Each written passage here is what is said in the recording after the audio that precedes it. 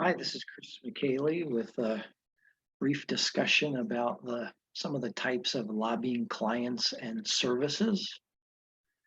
I think there are several different types of clients for contract lobbyists, each requiring different levels and types of services. Some clients are at the lower end of the service level, while others are at the high end. Contract lobbyists can have a myriad of clients in different industries or subject matter areas, while others may specialize in specific types of clients, such as transportation or healthcare.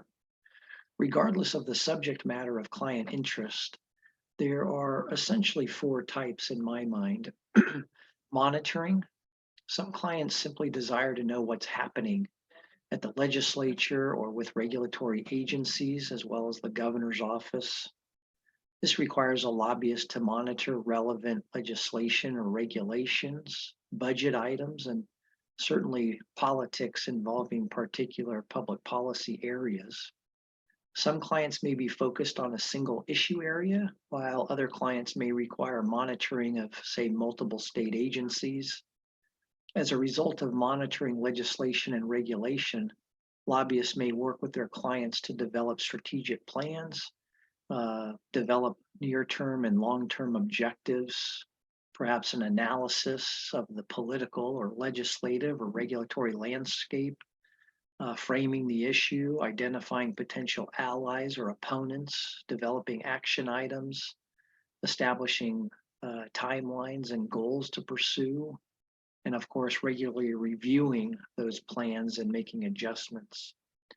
Lobbying, of course, many clients require and need lobbying services, which can range from supporting or opposing a single bill or multiple bills in one or more subject matter areas, or even sponsoring bills to make changes in the law. The same applies at regulatory agencies, perhaps rulemaking activity. There might be one of interest, or you may sponsor a rulemaking activity to add, amend, or repeal regulations. So obviously there are different levels of lobbying services that can be provided to clients, ranging from writing letters, meeting with staff and legislators, even testifying before legislative committees. And with lobbying clients, again, there are these different levels of service based upon a client's needs.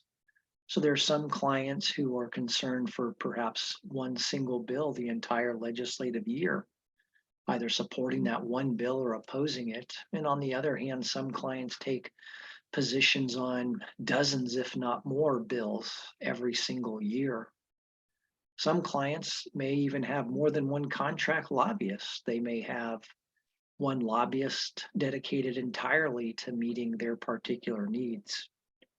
I see three major areas of lobbying: uh, legislative, regulatory, and procurement. Some mention budget as an additional one. The budget, of course, is the largest bill for legislative advocacy. Legislative consulting and advocacy services usually include research and analysis of policy issues and the implications of a bill, daily monitoring of introduced or amended bills, and obviously advocating for or against legislation. Again, some people view budget advocacy as separate and distinct, or others view it as a subset of legislative advocacy. The adoption of the state budget is undoubtedly the single most important act of the governor and the legislature, because it sets the spending priorities and makes quite a number of policy determinations. And the budget process nowadays is often used to adopt policy changes, which are generally outside policy committee hearing process and sometimes very quickly adopted without very little or with very little public notice. Regulatory advocacy is certainly an integral aspect where a lot of California public policy is developed. It has its own rules, separate and distinct from the legislative or budgetary processes. Lobbyists can help their clients meaningfully engage in the rulemaking process through the public comment period, formal hearings, so both written and verbal advocacy, as well as just generally navigating the agency process when they adopt or amend regulations.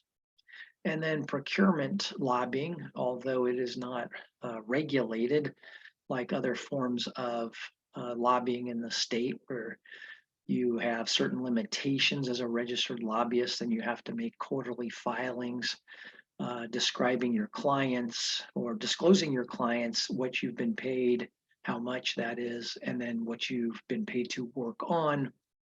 Procurement lobbying is often making introductory efforts when a state agency or department is procuring goods or services. California state agencies and departments and boards and commissions and councils and all in the executive branch of agency acquire billions of dollars worth of goods and services every year from the private sector.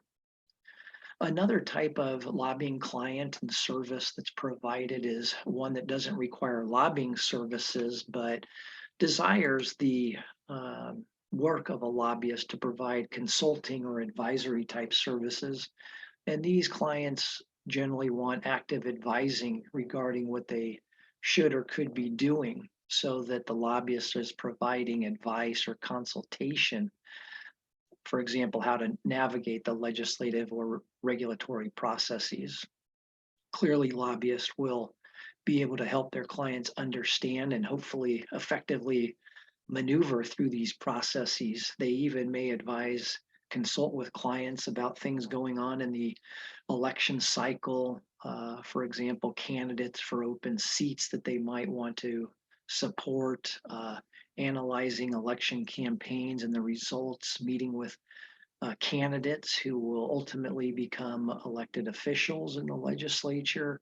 Again, recommending maybe candidates to support or oppose for those who are, aligned or not aligned with the client interests.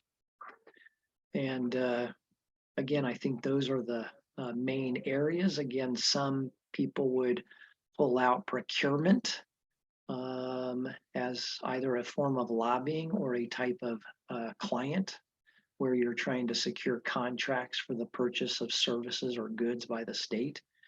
As I mentioned before, procurement clients don't require registration as a lobbyist. And although it may not be deemed traditional lobbying, in many ways, a procurement lobbyist does what a legislative or regulatory lobbyist does, whether it's arranging meetings, trying to secure budget funding for an executive branch entity to purchase particular goods or services, briefing appointed officials and their staff, et cetera. So there are several different types of lobbying clients, and therefore different types of services, even beyond these I've talked about today, that lobbyists in the state of California can and do provide to their clients.